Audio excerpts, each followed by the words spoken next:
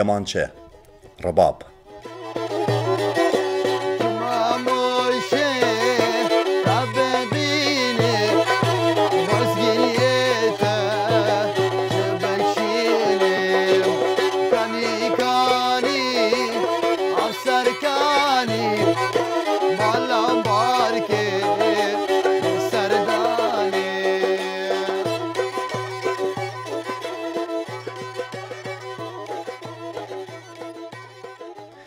Dengekî zîz yê ku li asîmanê welatê me olan dide, carînan mirovan dicoşîne û radike dîlanê, carînan xemgîn dike, carînan ber bi demên dêrîn ve derdixe rêwîtiyê. Rîtmeke ku bingeha xwe ji jiyanê digire. Bi heman awayî reng dide jiyanê. Jiyanê dixemilîne. Wek baheke hênik li dilan dide û barê jiyanê yê ku dikeve ser milên mirovan sivik dike. Ew reng, rebab, ango kemançe ye. Bi dengê xwe jiyanê direngîne.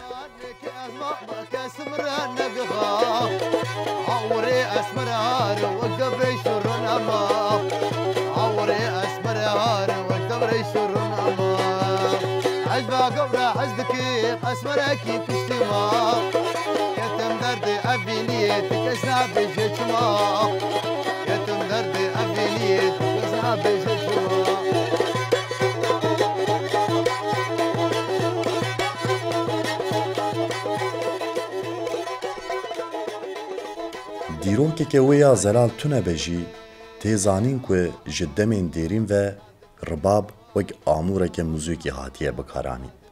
Di gelek welatan belav bûye û li gor taybetiyên çandî rengên cuda wergirtiye.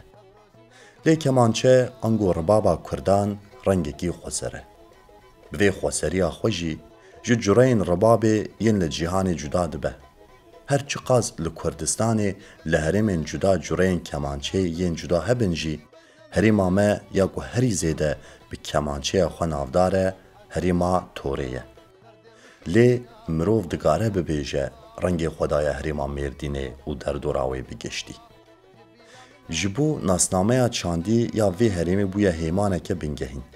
Ji xwe ku behsa muzîka derdora Mêrdînê bê kirin, yekser rebab tê bîra mirov.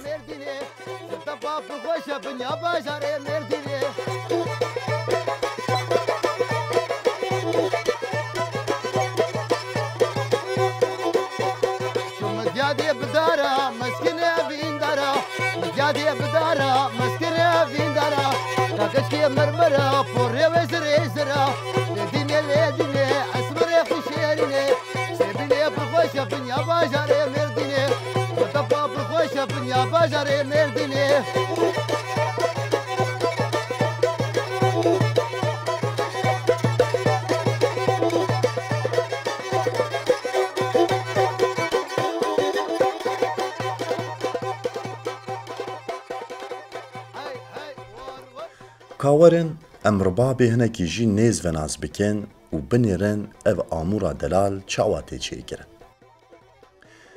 Kemançeyên rastîn û baş bi awayekî kevneşopî tên çêkirin.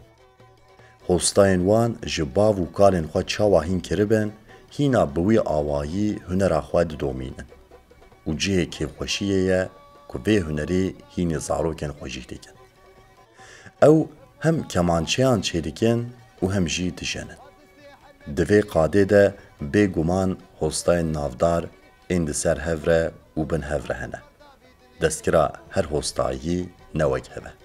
Rebab dara güzê çêdibê, ji ayarê malî çêdibê. Gelek maltê me jî divê kemançe tabikî navê Kurdî rebab e yanî. Rebabê tê naskirin gelekî. Winakê jî kultureka zav kevne cihê bav û kalê me hê hê zamanê berê ve yanî nîzîka sal sal jî yanî ev kemançe ev rebab heye yanî.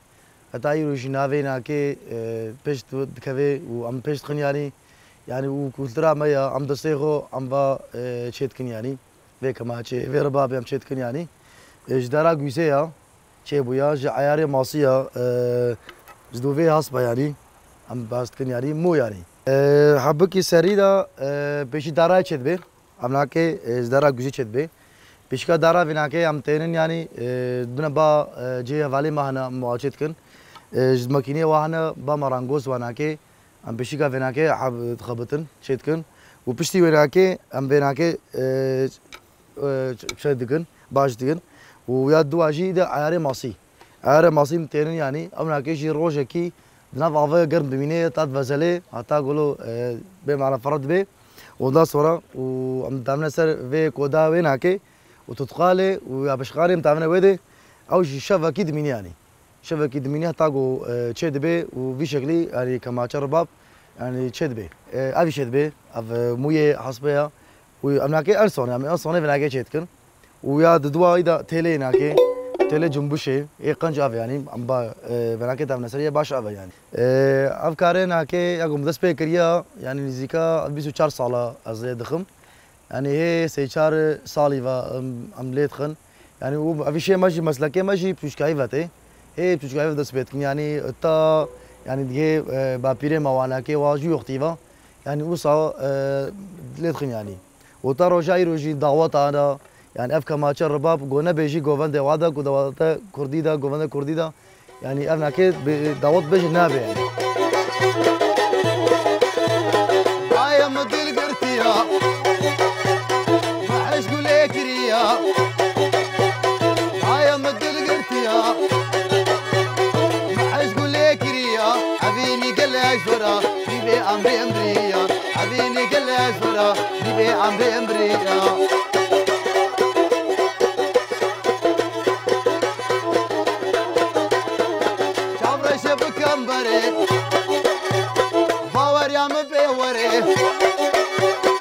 باجاري سيبيني دلونا بماليني باجاري سيبيني دلونا بماليني دايم تلقرتيا معش قولي كريا عبيني قلعش ورا بيبي عم بإبريا عبيني تقاس ورا بيبي عم بإمريا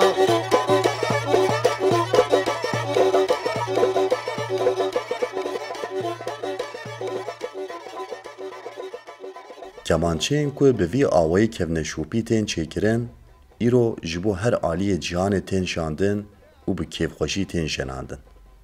Ev jî dike ku hêmaneke çandî li ser piyan bimîne û bijî. Rengek ji rengên welatê me kêm nebe. Çawa ku çêkirina kemançeyê kevneşopiyeke, jenandina wê jî kevneşopiyek e. Wek mîrateyeke malbatî ji bo zarokan tê ragihandin û ji aliyên nifşên nû ve tê domandin. Gelek dengbêj û hunermendên hêja kemançe bikaranîne.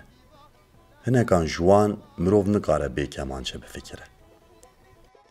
Dema ku kemançe tê gotin, bi piranî govend û rîtim tê bîra mirov û ji ber xwe ve lerzek li canê mirov dikeve. Lê li ber kemançeyê bi tenê govend nayê girtin. Kemançe hevaltiya destanan û çîrokan jî dike. Giyanekî dide wan. Dîrokê ve dibêje lê bûyer û evînên demên nêzî ji bîr nake. Li dîwanan, li şevbûhêrkan, di nav civat û cemaetan de jî dengê xwe berdide nav dil û hinavan. Bûyer û çîrokên ku tên vegotin, di bîra mirovan de mayînde dike. Hestên hevpar ava dike.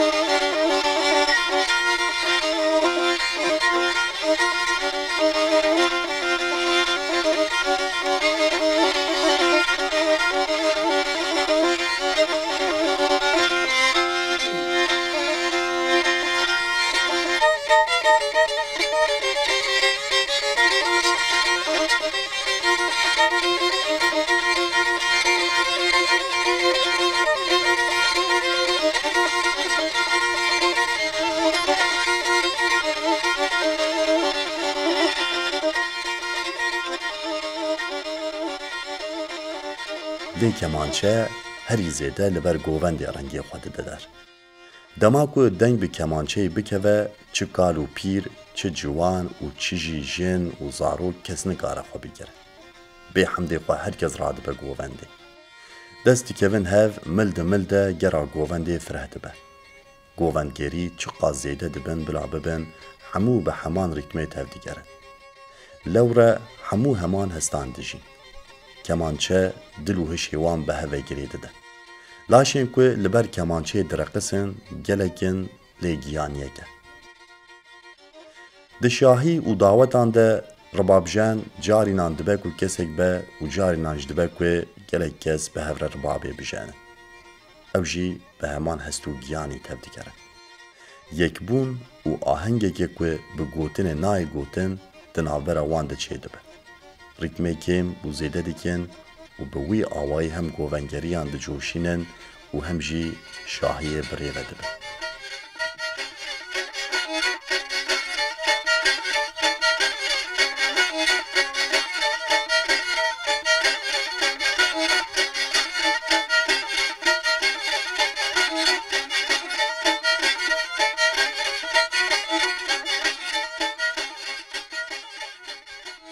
Lê divê mirov vê yekê jî ji bîr neke yên ku ev amûr û çanda ku bi wê hatiye afirandin parastine ji nifşekî derbasî nifşekî din kirine û kirine ku nemir bibe malbatên domin.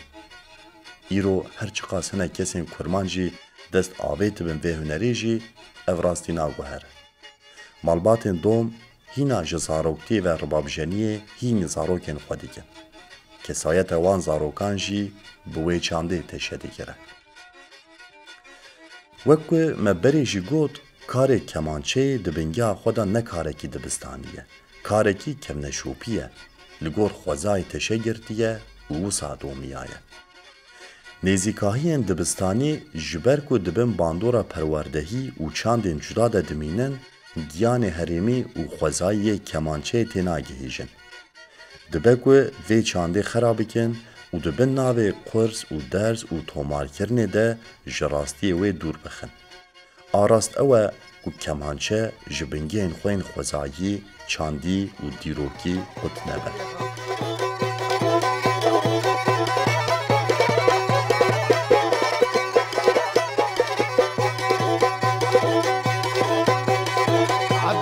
حبيبة وسكا جارة مديبة لا غاني ورامبا بفنجرو دريبة